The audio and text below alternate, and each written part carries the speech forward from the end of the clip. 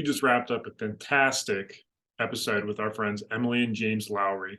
They came prepared to talk about their geo arbitraging, their long, medium, short-term rentals, everything they're doing to set up the life that they enjoy, benefit from financial independence, and the sacrifices that they did early on, despite some of the shit that they got from some of their family and friends. But anyways, Patrick, what did you think about today's episode? Did you like it? Did you take anything away from it? I took so much away from it. I am truly inspired. They were able to reach financial independence in less than 3 years and have been retired for more than 3 years. And when they talk about retired, I mean, they mean it. They're working like 15 minutes to an hour a week on their business. So if that's what you're looking to do, if you're looking to be inspired, you guys are going to love this episode. And here it is. How's it going, everybody, and welcome back to the Real FI Podcast. I'm your host, Patrick McGrath, with my co-host, James Rippion. How's it going today, James? Another day in the wealth building journey, Patrick. I'm excited for today's episode, and we're going to have a good one with our friends, Emily and James Lowery. So without further ado, Emily and James, why don't you guys introduce yourselves and tell our listeners a little bit about what you got going on? So yeah, like you said, we're James and Emily. That's pretty basic, our names. But so we are real estate investors, and we've been early retired since 2019. And we were pretty aggressive with our strategy and started investing. We bought our first rental property, and I think like our first true rental was in 2016, 2017, somewhere in that range. Depends on what you consider a rental. But yeah, and since then we've kind of just been living life and traveling at any whim that we can get an opportunity to, and yeah, just enjoying job-free life. It's been amazing. So let's start at the back or the present, closer to the present, and then we'll work backwards. So what do you guys define as like early retirement? Like what does that look like for you guys?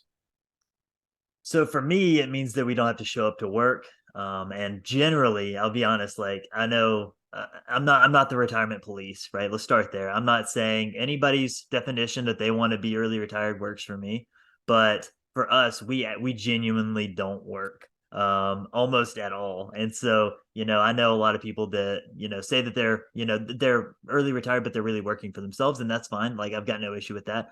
But for us, like our early retirement looks like we're actually not working at all. So we don't have to show up to a 9 to 5. Like we probably spend 15 to 20 minutes a week, like doing real estate stuff. And outside of that, we're not doing anything. So I guess we do work to a degree if it's 15 to 30 minutes a week. But that's what early retirement looks like for me. I'm not sure about Emily's definition, but I mean, it's practically the same. I might spend a little longer because I do, the bookkeeping and tracking for our rentals. But I mean, outside of that, it ebbs and flows. Closer to tax season, it's a little bit more, and if I slack, then it's more one week than others. But yeah.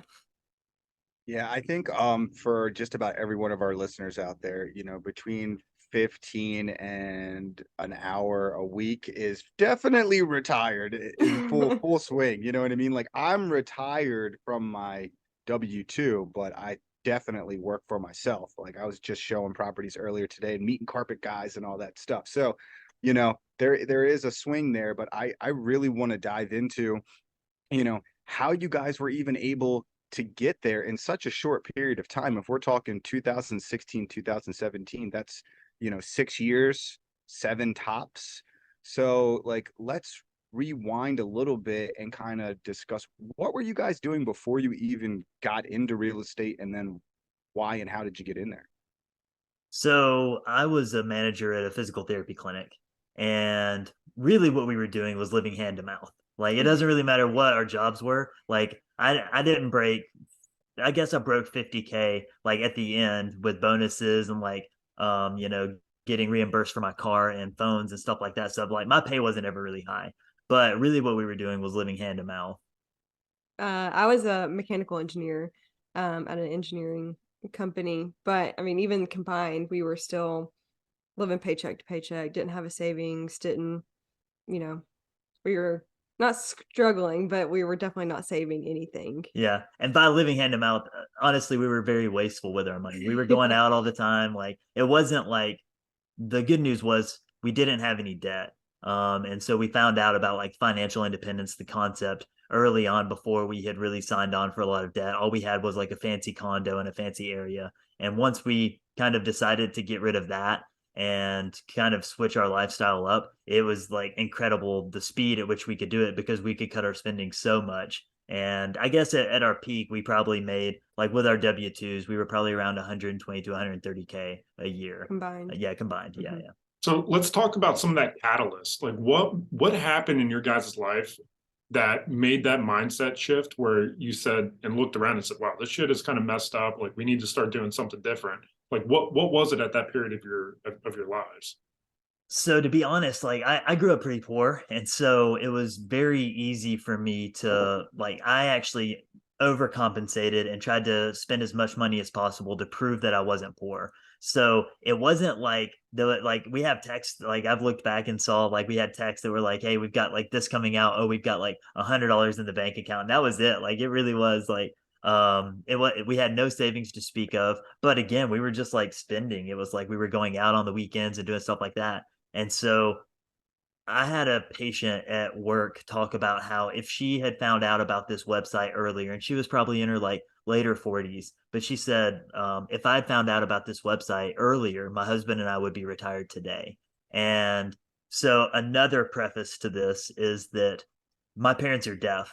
And so when I was growing up, I felt like 401ks and stuff like that and IRAs and stuff, I thought that people talked about that and they don't. I didn't know that because I didn't have hearing parents. But to me, I thought that like I had to find that information out for myself. So I was always kind of interested in it, even though I didn't really contribute towards it. I was interested in the concept of it and stuff like that because I researched it because I wanted to know what people were talking about, even though no one was really talking about it. So after finding out about that website, which was Mr. Money Mustache, that was the catalyst for me. That was not necessarily Emily's catalyst. And so I came home that day and like cut the air conditioner down. I changed the hot water heater. Like I was like frugality to the max. Like I was like, okay, so all I have to do is choose to live like a poor person and I can actually have more money than I ever thought was possible. And that worked for me. It did not work for me. I came home one day and it was, like the way that we were living, it was, completely changed. And like, I can't do, this, that, and the other. And it took a little, I mean, yes, convincing, but also James started like living by example and, doing the things like riding his bike to work and stuff like that. And that like seeing him live like that helped change my viewpoint. But also I hated my job.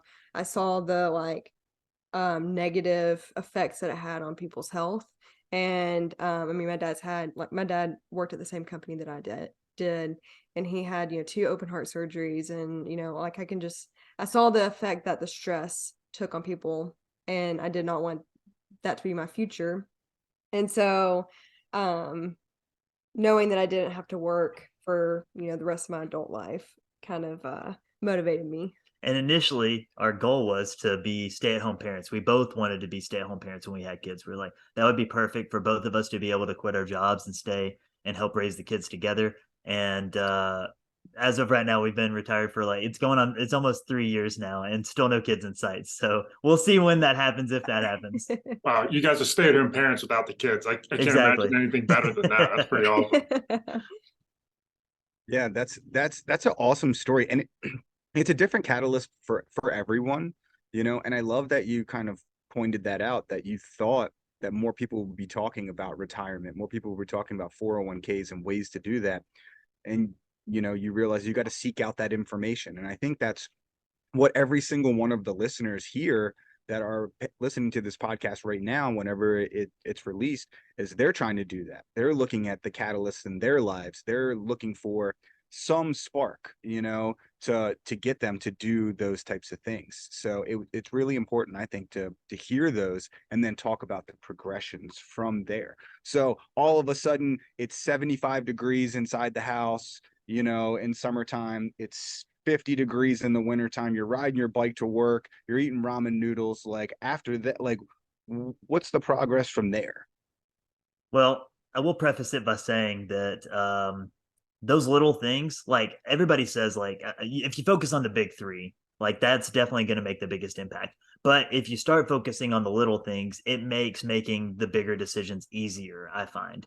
And so if anything, we probably overcorrected a little too much and we're just incredibly frugal. But now we've kind of loosened the reins on that a little bit. But the biking to work, the stuff like that, those were the daily decisions help make one decision, which was to go from an expensive condo to a really cheap condo. Like that made that decision so much easier. And so that was probably the biggest thing that really kind of moved the needle was we decided to sell a 1 bed, 1 bath condo and go into another 1 bed, 1 bath condo. It was just like 10 minutes away and it was in arguably a better like school district and all that, but it's a 1 bedroom condo. So it's not like people are looking for that for a school district anyway. But it was less than a third of the price, and the HOA was less than a third of the price. And so between those two things, we were able to save incredibly. And then from there, we house hacked after that. So we moved out of that apartment and decided to rent it out, and then moved into a mother-in-law apartment.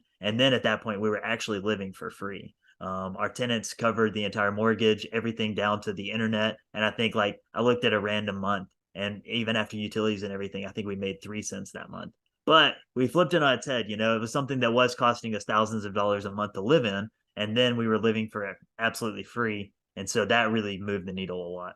So before we start to get into some of those deals and some of the more detailed aspects of those real estate transactions, I want to talk a little bit about what it was like to go through this frugal transition with some of your social spheres and the people around you. Because I know you guys might have been like friends with people used to and accustomed to certain behavior and lifestyle. And then now you're just cutting that off like immediately. Did you have any pushback with family or friends in that realm? I don't know about pushback so much as, my parents thought that we had fallen on hard times and that we from the outside it looked like we were doing poorly, I guess, and that we, had money trouble and were struggling. So like I think from that aspect it was they were concerned, I guess, about us. But I don't know that we ever got any pushback. Yeah, I don't know if you can. Yeah, I was gonna say like one of the things that we did was, I mean, we cut like definitely on our weekly spending, but we still went out with friends. We went on a Europe trip. I think we went on 2 different ones, like while we were kind of in the process. And so we still spent on things that we actually cared about. And we might have made a different decision at the restaurant. Like Emily hates the story, but we were out with friends and we had already decided to go out to eat. So it's like we had already like allotted it, and we aren't budgeters. I should say that. To me, in my mind, I save 100% of what I don't spend. It's not like I give myself allotments of you can spend this on this and this on this. I want to save every fucking dollar, right? Is what I want to do. But that's not what happens. And that's okay. Because I shouldn't be that way. I would become a hermit. But we had decided to spend some money and go out to eat with some friends. And we were out with my sister. I have a twin sister, and Emily's sister, and like a few of our friends. And we had already decided to go out to eat. But the straw that broke the camel's back was a dollar extra for a slice of cheese on a cheeseburger. So Emily walked back to our apartment, which was, I mean, it wasn't far. We were on the same block as our apartment in this fancy area, and walked back to get a slice of cheese. So it's like that like, it's such a ridiculous choice, but she'll tell you that the cheese was going to go bad. It was going to go bad. I may have had a little bit to drink at that point too, But anyways, all that is to say, like, we still did things with our friends. To me, this is a key part of it, right? Some of our friends we did definitely see less. But if the only thing that we had in common with them was going out to eat and drinking together, then you don't really have that much in common, right? It's a matter of time before that friendship kind of wanes anyway. And if anything, since then, we've created much stronger relationships with people that have the same like mindset and ideals and goals and things like that with us. So if we've lost any friends, we've probably gained, 2 or 3 for every one that we lost. I think that's awesome. I mean, it's a funny story. It really is. It reminds me of back in the day on like TLC, the guy that would buy like the double ply toilet paper and like make it into single ply and re-roll it up, like one of those types of things.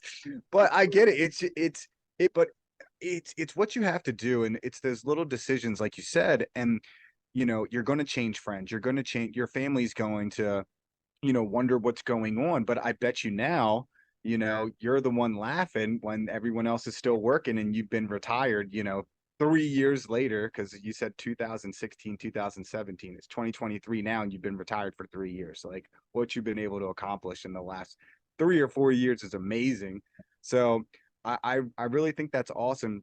And I think one of the key points there was that you decided to, save money where it made sense and spend money where you wanted to. It was like, so you're still going to go out, you're still going to go see your friends, you're just going to save on taking your lunch to work, or turning the AC up a couple degrees, different things like that, so you have that spendable or expendable cash to go do the things that you really enjoy. And because most people will do the opposite, you know they'll spend the money at home and DoorDash and everything else and then not go out, and then it feels like you're on that hamster wheel where you're just working all the time to be inside your little four squares. So I think that's really cool and really really impactful, for sure. So after this, one last question: did her dad ever come to you and ask you if you needed money? So ironically, they didn't, but there was a few situations where they kind of made like little tidbit like statements, and they're a very passive family. My family's much more blunt.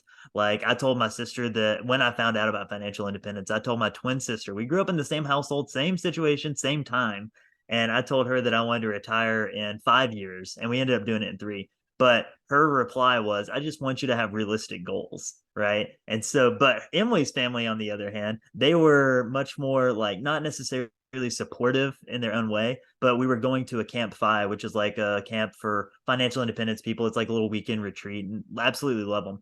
But they were driving us to the airport, and we mentioned that we were going to this like financial camp. And her mom tells this long, elaborate story. And then, it's like about this sitcom that she had watched, and they had to cut cable and do all these things. And to her, it was like the worst thing that could happen. And so she was like, I just want you to know that people are like, everybody struggles, everybody has hard times. And I was like, her mom's name's Diane. I was like, Diane, it's not that kind of money camp. Like, this is for people that are like figuring things out on the next level. And we ended up retiring before her parents did. So like that was even better to me. That was really the goal. I'm like, I want to retire before them. So that was cool. Well, I love that she thought you guys were going off to an intervention to like help your problems and stuff. But I mean, it just Yeah. goes to show that people don't know what's on the other side of the veil, on the money aspect of things, whether it's, you're living extravagantly and spending all your money. People don't realize like what's going on the back end with having $100 in your checking account versus not spending the money and then having all the assets and the cash flow that you need to support yourself,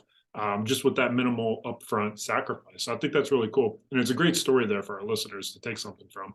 But let's dive into some of your assets and kind of what you're using right now at this point to kind of fuel this retire early lifestyle. So you said you guys are house hacking. Are you still living in that one in-law suite currently today? So we're not.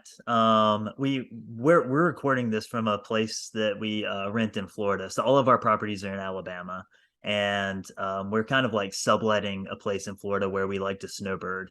And so typically we wouldn't really be here during the summer, but we've decided that we want to try to like keep it for the winter. So we're just subletting it for now, hoping that we can get it there. But before we got this place, which was just a couple months ago, we were essentially homeless. Like we would bounce around our Airbnbs, or we would travel and we would be abroad for, months at a time. And so we are not living in that mother-in-law apartment anymore. That's awesome. So you had the one bedroom condo, the cheaper one 10 minutes away. And then from there, you house hacked a place with a mother-in-law suite. Was that the case? Like, let's start walking through this journey a little bit on how you got to where you are today. So you're at the mother-in-law suite. What's that property? Okay, so backstep just a little bit, because we did have the condo that we decided to buy purposely to rent out in, a year after we lived there. And so from there we were buying the house with the mother-in-law, and we weren't planning on house hacking it, but then two duplexes popped up side by side, and so we really wanted to get those.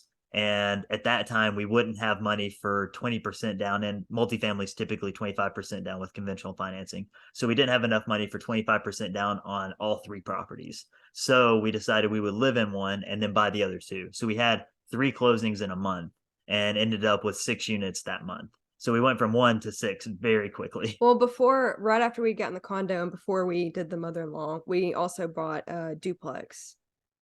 Oh, right. So we did have a duplex. Yeah. Sorry, I almost forgot about that one. We had bought that one. We were on a work assignment in St. Louis. And so that actually I think is like an interesting little tidbit, is because we bought this one, even though we were technically kind of local to it. When we bought it, we were on a work assignment out of state. So we bought our first true rental property as a long distance investment. So we had to interview property managers and go through that whole process and place a tenant from afar. And so that was kind of fun to do. And that was our first rental property that we did it on. I think that's honestly, I kind of think that that is a really good way to get started. I'm sure it's got to be way more stressful, but you're already used to the hands-offness of like the passive part of real estate right off the beginning, you know, because like here I am with 30 some rentals, you know, that I'm managing myself, and they're like my little babies. And it's like, I got to find the perfect person to like transfer everything over. And it's like so hard once you get more and more, you know, but you're like, oh, well, I'll buy more. So then it won't cost as much to hand them over. And if you just do it in the beginning, like it just makes it easier. I don't know. That's just kind of where I'm coming from on that. But I think that, do you feel like that kind of helped you on your journey by doing that long distance first? It probably did, for sure. I will say that that was the only one that we had a property manager for. And so when we came back to Alabama, and that's when we bought those 6. And so I decided to manage those all myself while we were in town. And even still, now we manage it ourselves. And so that was it did help that it was like we bought it, placed a tenant very quickly, and then someone else managed it. And we got to kind of see how they managed it and what we would do differently. And so we were kind of taking like that as a learning experience, but also because we bought it for so cheap and then rented it out almost immediately. And so we were getting checks, like we bought the place for 47 grand, and we were getting checks every month for like a little over $300 after the property management and everything else. Like, well, we're the best investors ever, like this is the easiest thing I've ever done. And so all it would have taken was like a plumbing leak or like a toilet to go bad, and that would have cut out our cash flow for the month, but it was still so much fun. That's awesome. How much did you get that place for? You said it was so cheap. What is so cheap, since we have listeners from all over the country and all over the world? So we got that one for 47 grand. This was in 2017. Yeah, in 2017, we got it for 47 grand. Wow. And what was it renting for? Once I was renting for 325, and the other side was renting for 400. Holy crap. What are those rents now? Do you still have it? So we didn't. We sold it during the COVID increase with all the appreciation. It wasn't in the greatest area. That's the reason why it was 47 grand. And so I think now the current owner is trying to get like 700 a month for it. I thought it was 8 or 9. Okay, maybe, if they even got it, they Yeah. might have lowered the price. Right. Wow. I'm like 300 some dollars. You had a 3 in front of it and a 4. I'm like, holy crap, man. My truck payment's more than that. And my truck cost just as much as your place in 2016. Like, that's wild. That's amazing. So you guys were making, and you're making $300 a month off of it too. Like, that's insane. So, all right, I love this. Let's keep on. Before we get started, how many units do you guys have total right now? 10. All right, 10. so you got 10. So Yeah. okay, so I just want to keep track. So we got the condo, we got the 6, which includes that duplex. So now you're at 8. Is that the 10 right there? That's most of them. So then we sold one, and we sold a duplex, and then we bought a condo and sold a duplex, and sold a condo and then bought another house. And so it's like we've just kind of been trading like one for one almost. And so we've stayed at 10. We quit with 10. We got down to 8, I think, or maybe even 7. It might have been 9. 9, yeah, who knows? And we had as many as 11 or 12 at any point. But we're Okay. sitting at 10 now. Yeah. So what's the strategy with you guys exchanging the properties? Are you trying to kind of level up with the quality of property, trying to get more cash flow with that? Do you have any kind of strategy with that? A little bit of both. So for instance, like we sold the duplex that we bought it for 47, and we sold it for I think like 130. And then we took that and bought another condo with cash. And so then now we have equity in that property that we could always tap into if we need to. And instead, and that property is currently a short-term rental. So we traded a duplex that was cash flowing, somewhere between $300 or $400 a month, and now we're getting something like 17, 18, almost 2,000 depending on the month, for the same, for even less cost than what we sold it for. So that's kind of like the goal, is to slowly get better quality properties and hopefully more cash flow out of it. I think that is a solid goal. That's an absolute trade up right there. That, what do they call that? The glow up right now. You guys got the glow up going on that one, like trading it for, a $50,000 property. You know, you guys made more than you bought the property for. You sold it for more, you sold it for double what you bought it for, almost triple, and got a new place, and you 5x'd, if not, 7x'd your money. Like, that is amazing off of a, cheaper property. So that's fantastic. So is short-term rentals kind of where you guys are more headed or more comfortable, or do you have like a good mix? Let's kind of break down that portfolio a little bit. We do have a good mix right now. It's half and half.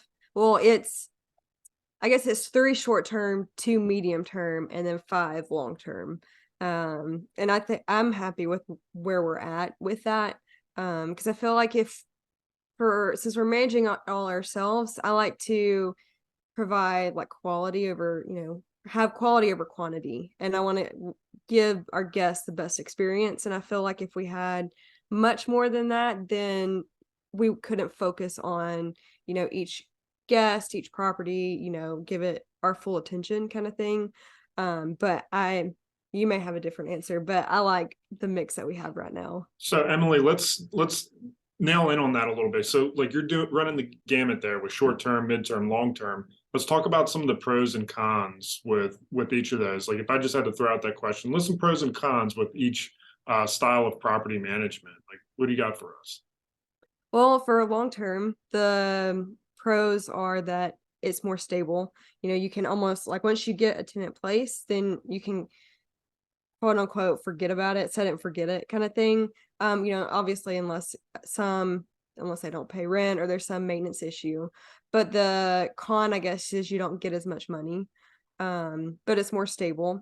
Medium term, I guess I'll do short term. Short term, the pros are you get more money. The cons are you have to deal with more people, more turnovers, dealing with the cleaners, and if someone trashes a place, which hopefully they don't, which is very rare, I guess, and that kind of thing. And then but there's also the pro of it's constantly being cleaned and being turned over, so there's less wear and tear on the property. And so then the medium term would be a mix of both, where you do have I guess it's in the middle of like what your income is. And then a con is, you're having to deal with turnovers more. So it's just like, I guess, a mix of both of them. I really like that. And I always look at your financial freedom and your rental portfolio as kind of like a pyramid, and like your long-term rentals are the foundation. That's where you guys have your base. Like no matter what, like this is my base monthly income. And then your midterm rentals are kind of right there in the middle. You're getting more cash flow, but there's a little bit more work.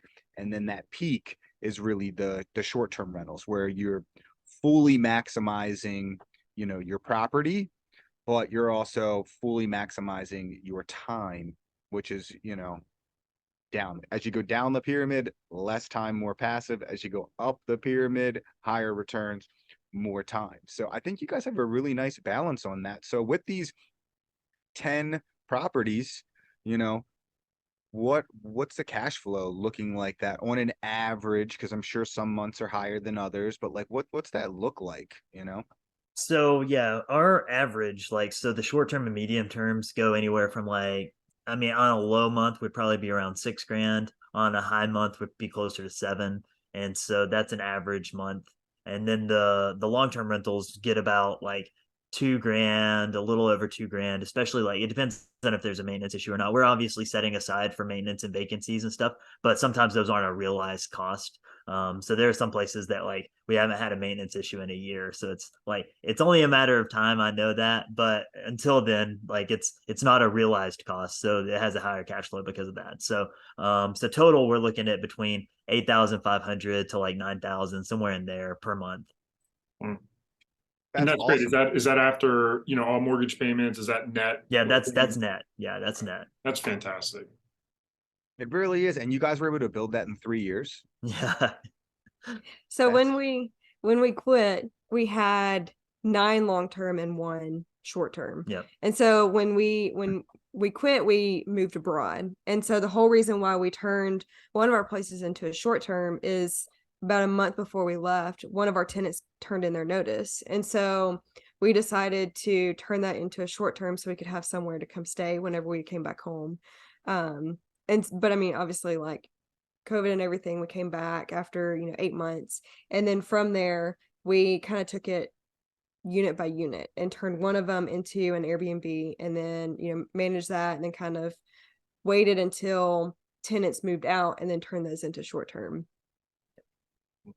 That's really freaking awesome. Like, I love it because so many people have different goals and different just lifestyle choices on what like financial freedom means to them, what retirement means to them, and I love your guys, like, hey, we're making between 85 and $9,000 a month. We're gonna go live abroad. You don't necessarily have a house like now you guys kind of do that you're to come back to, but we don't necessarily have a house. We're just gonna kind of rent Airbnbs and live abroad and travel and all of that. And I kind of want to get into that a little bit because it sounds like, it sounds freaking awesome. So let's talk to the listeners a little bit about that. Like, was that the goal all along, was like, hey, we're going to quit our jobs and we're just going to travel for, 6 months. And now here you are 3 years later. Like, let's talk about that a little bit. That's kind of how it went, honestly. So we actually, the catalyst was we had kind of hit our number for financial freedom, and at the beginning that was a much smaller number because we were looking for just passive cash flow, and we didn't have the short term rentals at the time, and so again we were living very frugally at the beginning, more so than we were now, and might have even been like, I'm not gonna say artificially keeping it low, but like I was really over the top meticulous about like tracking our spending, and I wanted it to keep going down every month, and it was like a little over the top.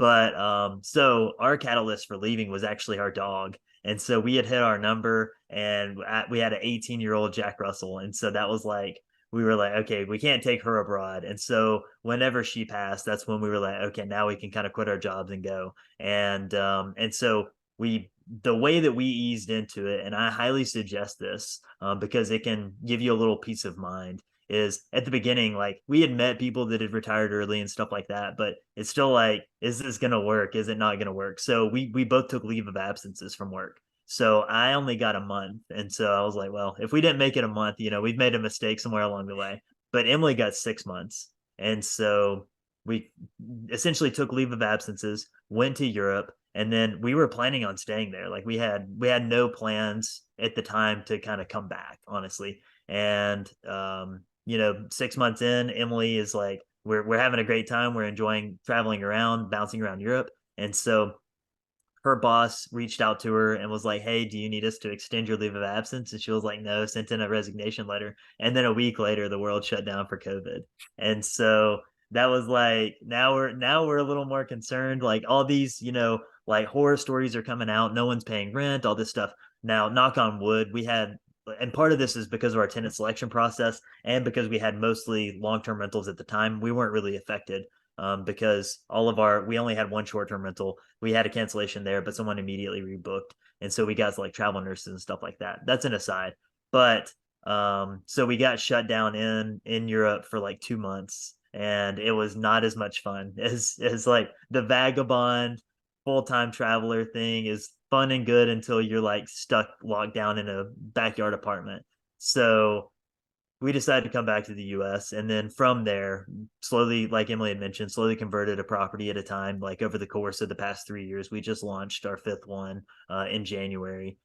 And so that was kind of the goal to begin with, was let's just travel, see how we like it, and if we want to come back, we can come back. And we have. We've gone and stayed in Alabama, like been around our family and friends for 3 to 6 months at a time, and then we'll be gone for another 2 or 3 months or 6 months or 8 months or whatever. And so just kind of bouncing around as we please. That's fantastic. love I love hearing that. I mean, it's pretty cool to be able to just pick up, go to a new place and experience new things. Have you guys been traveling consistently from 2020 when all the COVID madness started through like today? So we were, I guess it depends on travel from. I guess like technically home would be Alabama. So we came back to Alabama in May of 2020, and we were there until I guess December. And then from there we traveled for I guess like 2, 3, 4 months, went back to Alabama, and then stayed, I guess, until November-ish. And then from there we've kind of been gone for a better part. Like we've been gone more from Alabama than we have Yeah. being home. And it's Like, slowly transitioning to more and more as like now we're like back in Alabama for like a week or two and then going back out. But so part of that was we were there when we like managed our first Airbnb and or short-term rental. And then from there we had to like create the systems for us to be able to be gone for 4 months. And so it was like, all right, let's see if it works. And then it did. And then we were like, okay, we can stay gone even longer. And the perk was for us is we got to block off our Airbnb when we were back in town or, our short-term rental, whatever platform you're using. We got to block it off whenever we were in town and could crash there. It's our stuff, it's our appliances, it's our kitchenware, it's our stuff. And then, whenever we want to, we just move all our stuff back out and just keep traveling. So I got to ask, you've gone through this transition, this phase transition between, starting off 2016, looking like you're poor after you figured things out, to now traveling the world consistently. Like what is your family and friends now saying to you, like having seen what you guys have put together? So it's a little bit of both. It's a mixed bag, I think. So Emily's family now have kind of like recognized it, that we're doing okay. And they'll ask us real estate questions when something comes up because her grandparents unfortunately have passed in the past year. And so they're trying to figure out what to do with the house and whether or not they're going to keep it, whether or not they want to short-term rent it, whether or not they're going to long-term rent it, that kind of thing. And the caveat is it's actually in Europe. And so Emily's dad is from Cyprus. And so they're trying to figure out what to do with the house that's, 12-hour flight away. And so that's fun. And my sister has just now started asking me like financial questions about like what should she do with her money? What should she do? Like she has this, spare bit of money. Should she pay off her car early or should she invest it in an IRA? Like that kind of stuff. And so it's great to finally get that, because like at the beginning we were like evangelizing it. Anybody that'll listen to us, we'll talk to you about early retirement and all these like crazy strategies that you can do to get a backdoor 401k and your Roth and all this kind of stuff. And so it's nice for them to see the other side of it. And at the same time, some of them refuse to ask us questions about money, and that's okay too. Like a lighthouse doesn't go around an island looking for people to save. You like it just says there's a beacon and people come to it. So that's the idea. That's a great analogy. It really is. It really is. That's a good one. So I think that's really cool about, you guys basically going out on your own path and kind of grinding it out, Now, are you guys totally content with staying at 10? I know you talked about you want to give your guest and, your tenants and everybody the best experience. So is the plan now to kind of sit there at 10? Do you plan on converting any more of these long terms to Airbnbs or any ambitions to kind of grow that a little bit more to, bring in a little bit more money every month so you can travel to some more expensive countries or do a little different stuff, as you guys get a little older. So like, what's that look like? So we were actually about to get another place. And then for, one reason or another that has fallen through. Which I don't think that we're actually getting it anymore. It's still up in the air right now. Yes. Yeah. But so I mean we are open to acquire or like building expanding our portfolio, more. Whether that's, one more, two more, whatever. There's a few areas back in Alabama that if the right place pops up, then, we'll do what we can to get it kind of thing. But outside of that, I think right now we're just gonna try to save money and pay off places, when we can, and that kind of thing. Yeah. Yeah, I agree 100%. So it's like if the exact right property pops up, because it's like we don't like right now we don't need the money. Honestly, we're spending more than like I mean, we're spending as much as we want. Like again, we just got back from a month and a half in Europe yesterday. Like and so we went to 7 different countries over 7 weeks and rented jet skis and went on all these Airbnb experiences and like I'm trying to think of like some of the things we did, but it's like we're spending money as much as we want, and more spending won't necessarily make us more happy at this point. Like we're very content with what we have, and we're still not spending as much as we're making, so it's like it's still growing faster than we can. I mean, like if we made a conscious effort to try to spend money, then yeah, I'm sure we could spend it. Like that's probably not very difficult, but we wouldn't be more happy by doing that. And so we're just kind of letting it accumulate. And then from there, if we find the right property, great. If not, then we'll pay a place off, because at this point we're more interested in like wealth preservation than growth, because we've kind of like, I'm not gonna say we've won, like it's always something. And like we always like to do different projects and different things like that. And but it's like the preservation is definitely more important to us. I only want to have to get rich once. I don't want to have to do it twice. And so it would be much easier to just keep what we have than it would be to lose it all and try to get it all back. Right. Well, it sounds like you guys got a great concept and grasp of what your why is and why you're doing what you're doing. And you set those goals and you've reached them. And you're what I really appreciate is you haven't jumped on that infinite hamster wheel of trying to be a deal junkie or a unit junkie or whatever, and just trying to get as many doors or units or whatever as possible, because you're not trying to wear that as your badge of honor. You're trying to live the life that you guys want, travel, be with family, have the flexibility to do what you want when you want. And you guys have reached that lifestyle already. So I think that's incredible. So it sounds like you guys' goal might be to just own things outright. Are you guys really trying to pay off your whole entire portfolio, or are you thinking about still using a healthy amount of leverage with all of your assets there? Like, what are your thoughts on that side of things? A little bit of both, and part of that is if we have the place paid off, then we actually just have more equity and our debt to income ratio is much lower, and so we become, I mean, not that we're like having trouble getting loans or anything, but the properties can become bigger and more, like it could become a bigger portfolio based on the fact that we have places paid off. And so it's something that we could tap into and use that, as opposed to just having cash on hand. I would feel better if I needed to tap into the equity than to have the cash on hand and like not have the equity. I guess I don't know. It's kind of tough.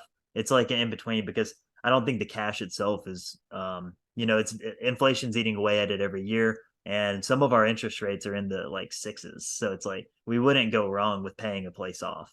So there's not really a wrong choice, I guess. Exactly. Exactly. I'm inspired by this story that I'm hearing right now, because it's so refreshing to just hear a couple that's so aligned together on the same page, like building something and preserving it and just enjoying life, you know. That's just really doing it. Like went out, set a goal, sacrificed, decide, committed, and took action. And now you guys are, reaping the rewards of that. And I think that is freaking awesome, and for the person out there that's listening right now, like what's the one piece of advice that, you would give someone that is looking to either, get started or continue down the journey towards financial independence, financial freedom? Like, what would be that one piece of advice from each of you guys? Because I'm sure it's different. You go ahead. Okay. What I would say is get your money right. A lot of people think that like they're gonna wake up one day and just be a millionaire, but they can't manage to scrape and save, and that they're living hand to mouth and they don't have 10 grand, right? If you can't save 10 grand, you're not gonna get to a million. Like just know that, right? Now you may be able to have like a net worth of a million, but my point is if you don't have disposable income to invest, it's gonna be a lot harder to have anything to invest in, so you could do all the hustle side of it. You could be the bird dog, you could be the partner, you could be all this stuff. But if you don't have the money, it's not really yours, So I think you gotta get your money right first. I think to like piggyback off of that, I guess it's the small stuff really adds up. And if you do, you know, make small changes where you can, then you'll really start to see a difference. Yeah. Well, it all compounds, and that's all the financial mastery journey is compounding in time. So the little things definitely do add up. Exactly. So, tell us about a little bit about your obstacles that you're facing with your journey ahead. And just from what you guys have said, I don't want to speak for you guys, but it sounds like you're going to try to find more things to spend money on because you're already in a good spot. But other than that, maybe like, what kind of obstacles are you guys facing? So honestly, it sounds like this is the most ridiculous thing. Our biggest obstacle is where are we going to be? Like, it's like, do we want to stay in Alabama? Like, that's where our family is, and we have friends there. But we have friends in Florida, and now our families come to visit us in Florida, and we really enjoy like the weather. We don't really like the cold. Or are we gonna? We both have our EU citizenships now. Emily got hers, and then I got mine through her. And so we could live somewhere in Europe if we wanted to and not have to worry about like visas or anything like that. And so do we like the culture there enough to like stay there and try to, have a family there? Like, where do we want to settle down? And that's the like, when you can be anywhere in the world, how do you pick one spot? It's so tough. Exactly. Exactly. That sounds like a pretty big obstacle. Now, I know you just mentioned family. So have you guys, started thinking about what that dynamic is going to look like? And, if it sounds like you could, but if, you do have a child, like, is that going to change the financial dynamic? Is that going to, make you guys want to buy more properties or transition more things or, all of that? Like, what's going through your head with that? Because you guys are like completely content right now, but when you add that little one into the mix, things going to change. This has been a topic of conversation. You go ahead, you can answer it because I know that you No, I mean, what I was gonna say is it would change our travel for sure because now we're like I said, 7 countries in 7 weeks is what we did and kind of bounced around. Like we hit a couple of those countries twice in 2 different spots, and so it's like the travel would definitely look different. One thing that we would probably do, we have a townhouse in like a really good school district in Alabama, and so we've talked about like if we have a kid, we probably wouldn't be the type of people that would only have one, so we would have two, and it's a decent sized townhouse in a good school district, so that would probably be the place that we would crash at. And then, or again, like we haven't decided, would we stay in Florida? Like, are the schools good enough in Florida? But it is good to have like a support system around you, obviously. So both of our parents and our siblings live in Alabama. And so it would be easier for them to have like family, cousins, all this kind of stuff. At this point, we're the only like married couple in the family that doesn't have kids. And so our families haven't put the pressure on us yet. Yeah, because at least they have grandkids, and we have nieces and nephews, and we're enjoying being the cool aunt and uncle right now. We genuinely don't know. Like right now, we just keep saying not right now, and so like there's not any current plans to. But eventually we're gonna have to make a decision on whether or not that's gonna happen, I guess. I always, Hey, when I had my kid, I always knew it's going to get more expensive. You got like unless you're doing like the both parents stay at home daycare thing. We're sending our kid to daycare. We knew that was going to be an expense, but then you have all these other things like toys and trying to do fun things with the kid and food. Like baby food's expensive as hell as well. But one thing I didn't have an appreciation of, I did not have an appreciation of, was traveling. How much of a pain in the ass that can be because you got to pack the pack and play, the eating thing, the diaper stuff, like toys. If the wife is breast pumping, then like that's a whole thing. So yeah, I mean there's ways to get around it and you can make it happen, but you just have to optimize for the situation for sure. So, as you guys think through that, it can be done. Do it. If you guys want to keep traveling around with the little one, you can make that work. I truly Yeah, believe and that. Yeah. I mean, I just want to say, as someone, who's me and my wife, we've decided we're not going to have kids. We've decided, after to make that choice, so there's all different things out there for everyone. And, you guys might be traveling around so much that you're like, what, I like this life and, why change it? So there's so many options. And I think that's what's beautiful about what you guys have right now is you guys have a ton of options because you worked really, really hard. Now, we've talked about the real estate, stuff. But are you guys doing anything else that is bringing in any sort of income, like documenting all of this travel stuff, like with a travel blog or course or any of that kind of stuff to bring in any other income while you're doing all this? Or are you guys just like, hey, you know what, we want to work as little as possible, and we're gonna enjoy this time right now? A little closer to the second one. Like, we are enjoying it and working as little as possible. We do have a blog. We didn't write on it since COVID because it felt, I don't want to say it felt disingenuous because it was all true, but it felt like I don't know, like tasteless to post about, like, we were posting net worth updates and all these people have lost their jobs and we're like, hey, our net worth went up, $3,000 this month. We can't spend money and all our tenants are paying rent. So because of that, we didn't want to get canceled. So we were like, fuck it, we're not gonna post, and haven't posted on that since, really. I mean, maybe once or twice. But we do have a course on remote Airbnb management. And so it's specifically on how you can manage a property from anywhere in the world. We mentioned it, we self-manage all our properties and spend, 6 months of the year traveling outside of the US. And so that's something that we do have. It doesn't bring in very much right now. It's more of a passion project. I enjoy like tinkering with it and kind of creating the systems to do the whole process. But it doesn't bring in anything substantial enough to even like consider it as like, an actual income thing.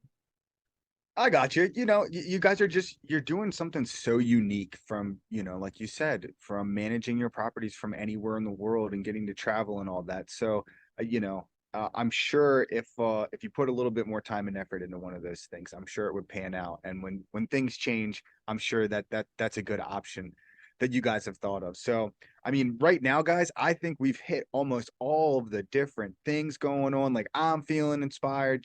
James feeling inspired. Our listeners are feeling inspired. So I think this is a perfect transition into our next segment of the show that James and I like to call the Big Big Four. Four. All right, Emily and James, I want you guys to tell me something that you do as a financial independence cheat code, something that's like a hack that helped propel you guys to where you are today. I think a big one is credit card hacking and doing like travel hacks. So we like to sign up for the premier cards and get the most benefits out of those and try to cycle through those and try to figure out which one to cancel, not cancel, and what gives us the biggest benefit or biggest bang for a buck kind of thing. But that's what I think is the big one. On a related one, mine it's something we like to call geohacking. And so it's like the concept is if my place in Alabama can rent for $100 a night as a short-term rental, and I can find a place anywhere in the world that rents for less than $100 a night, it pays me to continue traveling. Like, it makes more sense. Why would I block off my place if I can make more money being in some like lavish location? So that would be mine. It's like geo arbitrage, but to another level, because you can rent out the house that you own and it doesn't have to be set up as an Airbnb. We know people that like just close all their stuff in a closet or have a spare bedroom that they lock off. And then they end up having a 3-bed, 2-bath house turns into a 2-2 and they rent that out, and that pays for them to take vacations and do all these types of things. I love that. I love that. All right, I'm gonna do a two-parter. Okay, we're gonna do a fifth question here. So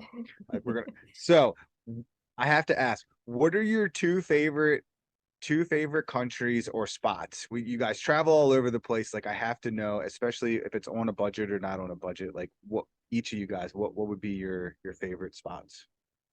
I'm torn between Cyprus. I mean, that's where my dad's from, and it's just has so many memories, but also like it's a beautiful island, and there's like the food's amazing, the people are amazing, and I don't know, just everything about it. I'm torn between that and Crete. And Crete, I guess, is a lot like Cyprus, but there's so much history there. There's beaches, mountains, there's like old towns and not really bigger cities, but it's just, I don't know, just like the culture, the weather, like everything about it is for those two countries are mine. I'm gonna go out on a limb and say I'm very ignorant here. I have no idea what that second country is that you said. So say that one more time and tell me where the hell that is. It's Crete. So the Greek island Crete, Crete. Yeah. And Okay. that is I know it's so Cyprus is directly like south of Turkey in the Mediterranean Sea. And so Crete is just west, parallel to Crete is just west of Cyprus. Sorry, I'm not good about geography either, but It's one of the southernmost Greek islands. Okay, gotcha. I can visualize it now. So thank Yeah. you. And what about you? So I guess my favorite city is probably Barcelona. Very cool city. The weather's great. Like I kind of like the metropolitan feel, but then there are times that I'm like, I don't want to deal with any crowds, so it's kind of tough for that.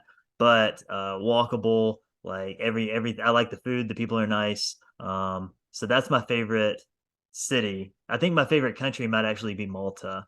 It has a very similar vibe to Cyprus and other islands in the Mediterranean, but it's also incredibly walkable. Like there's hikes, there's like so much history there, and you're like a hop and a skip from Italy. So the food is great. Everybody speaks English. So both of those places are really, really cool spots. It's hard to miss out, honestly. All right, I love it. So that was my selfish question. Since I'm the host, I can do that. So question number 2. All right, we call this one resources. So are there any particular books, podcasts, or people that have shaped your financial independence journey that our listeners may not know about and that you can drop some knowledge on? So books, podcasts, people. So mine is actually going to be all three. So Coach Carson is Chad Carson. He has a book, he has a podcast, and he's coming out with a second book. But I think he's like a wealth of knowledge. He kind of shaped the way that we look at like our small but mighty portfolio. We want the least amount of properties to get us the most amount of money that we need. And so that's kind of the concept for us. And so he has a book specifically called Retire Early with Real Estate. And that one is like it's a nice book for like people that haven't decided what they want their niche to be, because he covers all different types of real estate, and at the end of every chapter is like a profile of someone who has achieved financial independence through a different type, and every person is different at the end. And so that would probably be my favorite resource. And he has a podcast, he has a book, he has a website, and so very, very good wealth of knowledge. Awesome. You got any over there? I was gonna say the FI show, the Financial Independence Show. They have Cody has his, passive income guide and is like an expert in that field, and then their podcast has a lot of good information and a lot of guests that have a lot of input and knowledge and everything. So, And I would also say, sorry, I'm gonna go right ahead. straight up hijack hers. Go right ahead. Rachel Richards, Money Honey Rachel, she has like a ton of good information, and it's so easy to digest. Like she breaks it down in ways that's easy to understand. It's not like there are some people that create content and the goal of the content is to prove how much they know, and it's not necessarily to teach people anything. And hers is like easy to consume, but it's not dumb. It's like really helpful information, and it's simple and it's easy to understand. And so I think she's got a ton of good information on everything from house hacking to owning rental properties to syndications. Like she's got a lot of information too. I love it. Thank you, guys. And for everyone out there, you can go listen to my episode on the FI show. And you can also listen to Cody on our podcast. Go back. I think it was probably like 5 or 6 ago. So go check his out. Great. We talk about the digital products. That's how he was able to get financially independent. And that's a really, really cool and unique way to do that. So I love all those ones you mentioned. Thanks so much. James, number 3. Ah, man, I was trying to find the episode number. Maybe Patrick can find it before we get off the show here on this one. So I want you guys to tell me something that is going to be futuristic here. I want you to plant yourself 5 years in the future and let me know what your lives look like personally, rental property, business wise, family, what have you. Maybe both of you give us the same picture, but maybe it's different. Who knows? But let's talk about that a little bit. Oof, that's a tough question because it's hard to picture where we're going to be. I don't know, in 2 months. Well, you don't got to have a specific geographic location, but maybe you guys are hopping around still. That's totally fine. sorry. You go ahead. Okay. If you want to answer. You Okay, go ahead. 5 years from now, Mm-hmm. I envision that I will have weaseled Emily into getting 5 more properties. We'll have at least 15, is in my mind. So that's what it'll be financially. And then, well, I think in 5 years we'll probably, if we decide to have kids, this is a key part, right? This is a caveat. If we have kids, we'll have 2 kids by then. And we may be living in the townhouse that we currently own, or we might be focusing on buying another property that's more like family friendly and in a good school district so that we can kind of expand into that. Or who knows, if we have kids, we could be living in Europe somewhere and renting all our places out. Who I knows? like it. I love it. Perfect. And we just got confirmation on the sidebar with Patrick. Cody's episode is number 67. So I didn't if you guys listening want to go back there and hear him talk about his business and what he did. Go ahead and go back to that episode number 67. Yeah.